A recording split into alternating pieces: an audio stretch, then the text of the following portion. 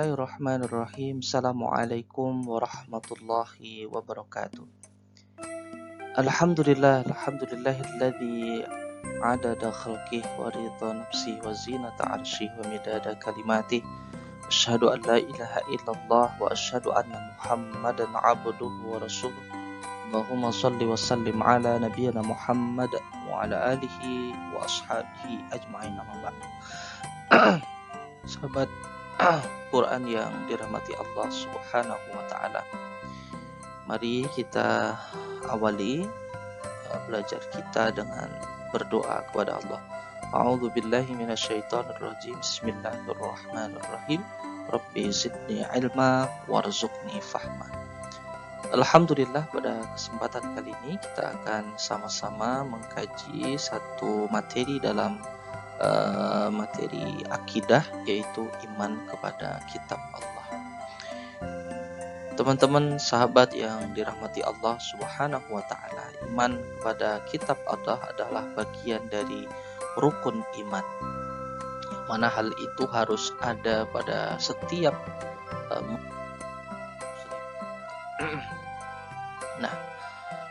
sebagaimana yang Allah Subhanahu wa taala firmankan di dalam Al-Qur'an, ya, dalam surat Al-Baqarah, di mana ciri orang yang bertakwa adalah beriman kepada wa ma unzila ilaika wa ma unzila min qablik, beriman kepada apa yang diturunkan kepada Nabi Muhammad sallallahu alaihi wasallam, yaitu berupa Al-Qur'an, dan juga kepada kitab yang diturunkan pada nabi-nabi terdahulu.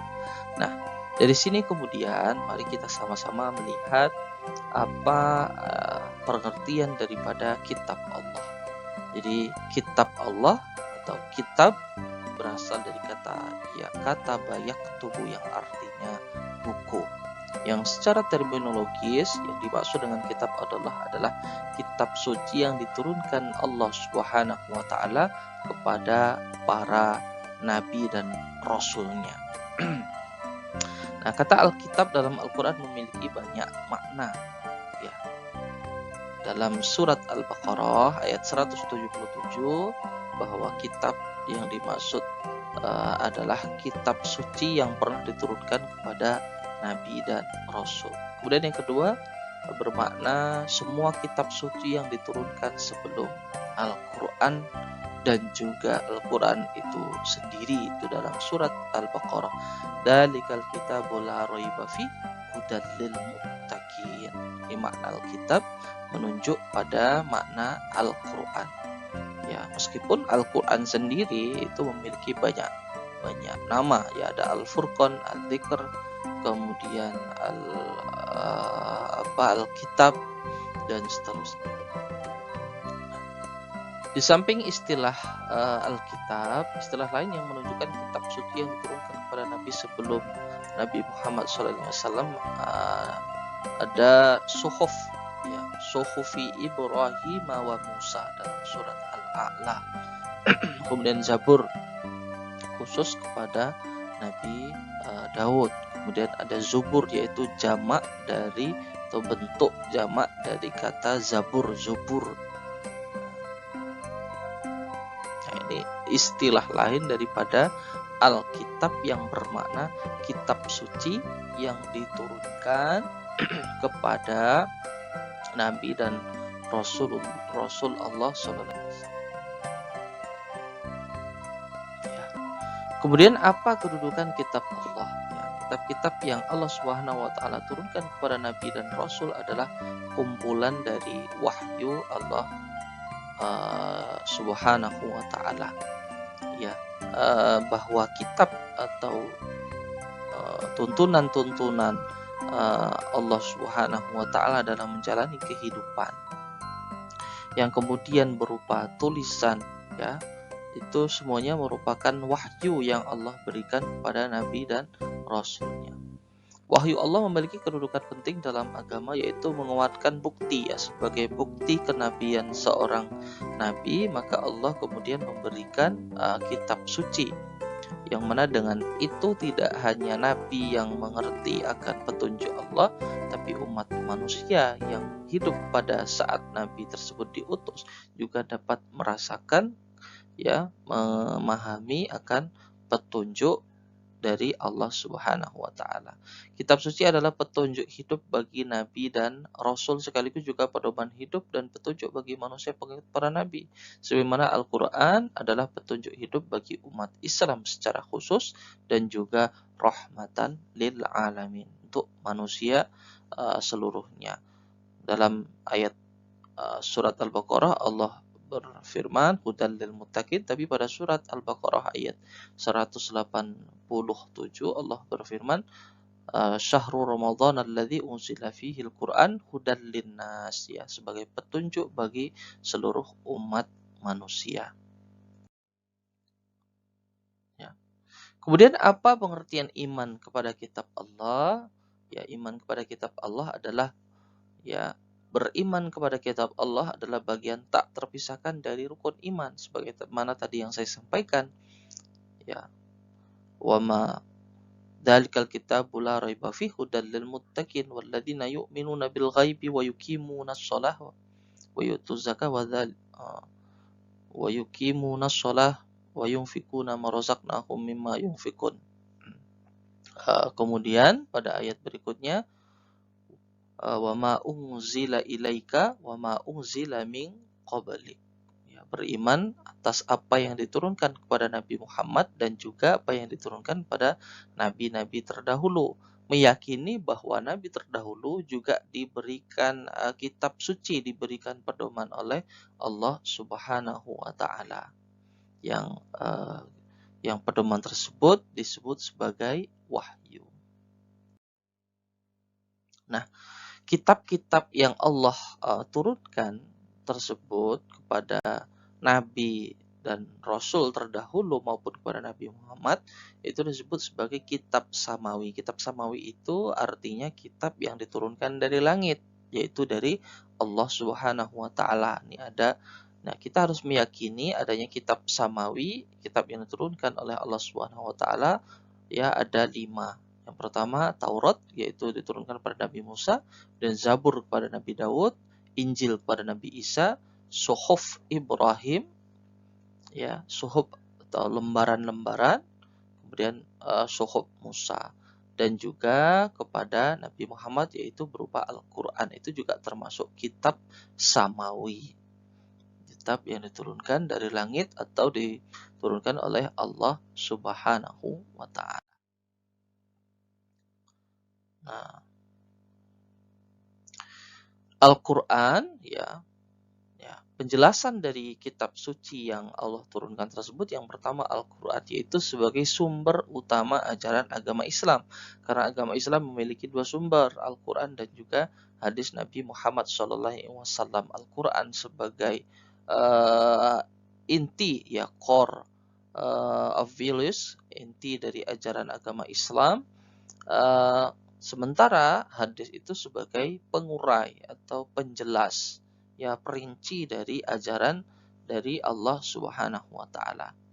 Ya, sebagai petunjuk dan pedoman untuk meraih kebahagiaan hidup manusia baik di dunia maupun di akhirat.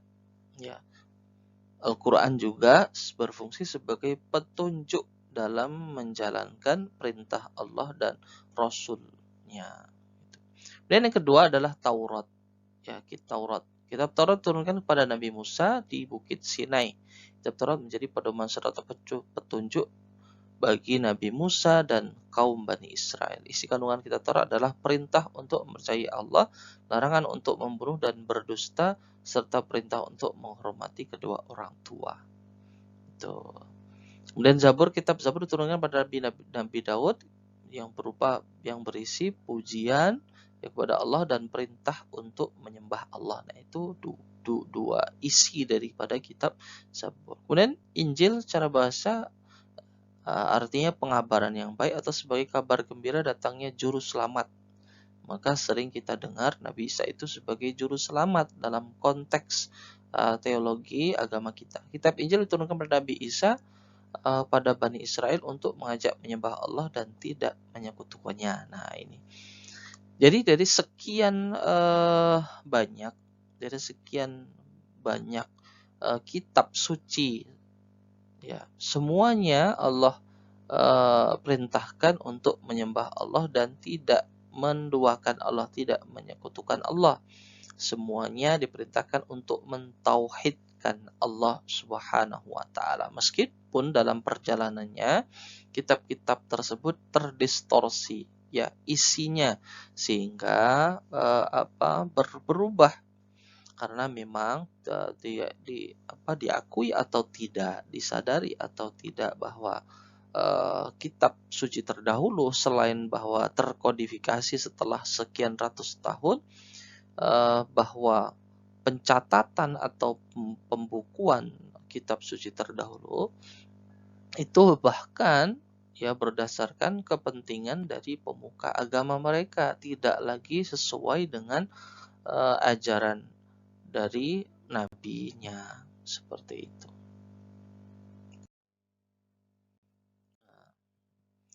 Kemudian kita masuk pada Al-Quran. Nah, meskipun Allah perintahkan kita untuk beriman kepada kitab-kitab terdahulu, tapi yang menjadi fokus kita sebagai umat Islam itu mestinya bagaimana kita benar-benar mengimani, benar-benar meyakini bahwa Al-Quran adalah satu-satunya kitab yang Allah berikan kepada kita, satu-satunya kitab yang sampai sekarang itu masih terjaga orisinilitasnya. Mengapa demikian? Karena Allah sendiri dalam surat Al-Hijr berfirman, "Inna nahnu nazzalna dzikra wa inna lahu lahafizun." Ya, itulah kemudian kenapa Al-Qur'an itu sampai sekarang itu bahkan masih menggunakan bahasa Arab.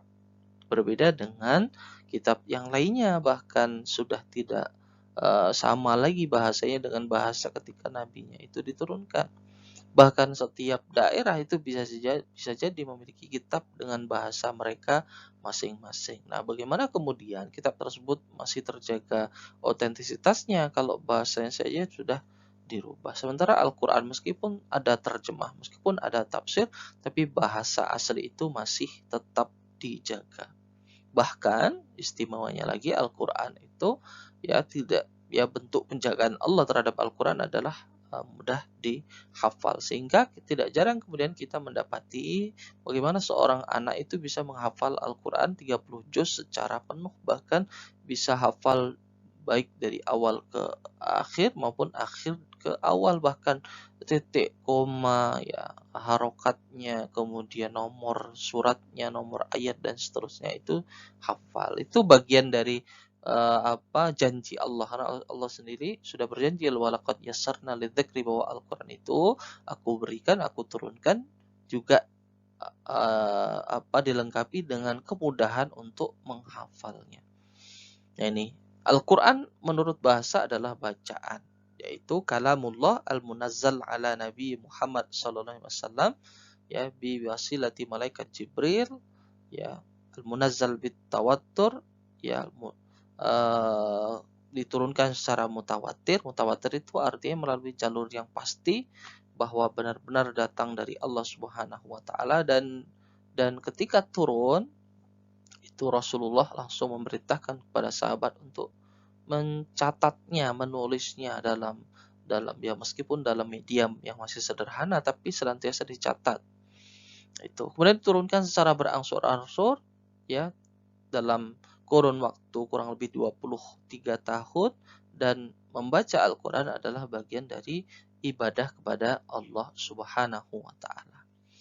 Nah, sebagaimana kita ketahui Al-Qur'an terdiri dari 30 juz, 114 surat, dan terdiri dari 6.236 ayat. Jadi bukan 6666 tapi 6.236 ayat. Nah, surat yang pertama turun adalah surat Al-Alaq ayat 1 sampai 5. Nah, sebagaimana firman Allah bahwa Al-Quran Allah turunkan adalah sebagai hudan lil muttaqin, secara khusus petunjuk bagi umat Islam, dan secara umum sebagai hudan linnas, petunjuk bagi umat manusia. Oleh karena itu maka Islam rahmatan lil alamin, adalah rahmat bagi seluruh alam. Maka bagi siapapun yang mau membaca Al-Quran, yang mau mempelajari Al-Quran, maka pasti dia akan mendapatkan petunjuk gitu. Maka tidak jarang para ilmuwan barat yang mempelajari Al-Qur'an dengan sungguh-sungguh maka lambat laun mereka pun mendapatkan hidayah dan berkenan untuk masuk Islam. Dia baru merasa yakin bahwa sesungguhnya ajaran agama Islam adalah ajaran agama yang benar. Itu bahkan komprehensif, sempurna. Tidak tidak tidak ada agama lain yang perhatiannya terhadap kehidupan manusia itu seperhatian agama Islam. Bahkan hal-hal yang dirasa sepele pun itu diurusi oleh agama kita. Nah, Al-Qur'an itu memiliki banyak konten isi di dalamnya, ya berupa masalah akidah, kemudian eh, akhlak, kemudian muamalah, kemudian ibadah dan seterusnya, yang semuanya itu sebenarnya tujuannya adalah bagaimana agar manusia dengan petunjuk Al-Quran itu dapat merasakan kehidupan yang bahagia baik di dunianya maupun di akhiratnya gitu. Maka sesungguhnya dengan menjalankan syariat Islam itu, maka kehidupan ini mestinya ya menjadi masyarakat yang madani, masyarakat yang kuat, yang kokoh, yang dengan itu kehidupannya tidak pernah dirundung kesedihan atau kekecewaan. Karena memang tujuan Islam adalah bagaimana kemudian manusia itu merasa bahagia. Nah, kemudian apa fungsi Al-Quran terhadap kitab terdahulu? Yang pertama, bahwa Al-Quran adalah kitab suci yang Allah turunkan terakhir kali kepada Nabi penutup. Kita harus yakin itu dan tidak perlu mencari kitab yang lainnya. Meskipun kita wajib mengimani, tapi dalam konteks belajar tentu tidak dilarang untuk membaca. Tapi kalaupun kita membaca kitab yang lain, misalnya Injil atau Taurat, ya Injil dikenal dengan perjanjian baru, dan Taurat dikenal dengan perjanjian lama. Kita boleh cari tahu, tapi yang harus kita utamakan adalah bagaimana kemudian memahami Al-Quran itu sendiri. Apakah kecintaan, keimanan kita kepada Al-Quran itu sudah benar? Nah, keimanan yang benar itu adalah bagaimana kemudian kita membacanya dan mempraktekkan dalam kehidupan sehari-hari. Sudah berapa ayat yang kita fahami kemudian kita amalkan? Nah, itu yang kemudian menjadi PR bagi kita semua. Yang kedua adalah penyempurna kitab terdahulu. Kalau tadi kita amati isi dari kandungan kitab terdahulu, baik Taurat, Zabur, Injil, yang ajarannya itu tidak sekomprehensif Al-Quran. Meskipun pada masa Injil, ajaran Allah itu sudah mulai lengkap, tapi tidak selengkap Al-Quran. Nah, Al-Quran datang sebagai penyempurna kitab terdahulu. Ya. Kemudian korektor atau muhaimin menguji kebenaran kitab terdahulu. Nah, ada kitab-kitab karena sudah terdistorsi, sudah banyak diselewengkan oleh bukan Nabi Isa ya, tapi diselewengkan oleh pengikut Nabi Isa, ditulis ulang dengan bahasa lain seperti itu, bahkan berdasarkan kepentingan. Maka Al-Quran mengoreksi. Kemudian musaddiq menguatkan syariat Allah terdahulu yang membawa kebenaran, meskipun otentisitasnya sudah diragukan. Al-Quran itu sebagai penguat syariat terdahulu. Ya, banyak hal yang kemudian masih terjaga sampai sekarang dari kitab terdahulu, tapi tentunya tidak semua. Artinya ajaran agama terdahulu, sebenarnya seluruh agama itu mengajarkan agama Islam, tapi kemudian persepsi pengikutnya itu yang kemudian membuat mereka itu seperti Yahudi, Nasrani. Semuanya mengajarkan bagaimana menyembah Allah, bagaimana mentauhidkan Allah. Islam menguatkan syariat yang ada terdahulu. Misal tentang kisah Musa, kemudian kisah Fir'aun itu ada dalam kitab terdahulu. Kisah Nabi Ibrahim itu ada pada ajaran terdahulu. Tapi secara rinci, yaitu Islamlah kemudian yang menguatkan seperti itu.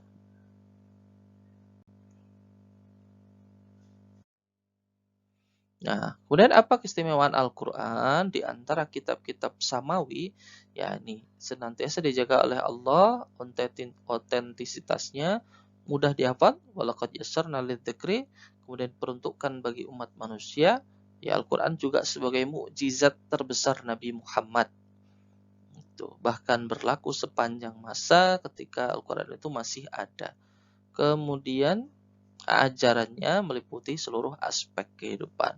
Ya, baik itu akidah, ibadah, muamalah, bahkan hal-hal yang bersifat ilmiah pun itu Al-Qur'an mengungkapkannya.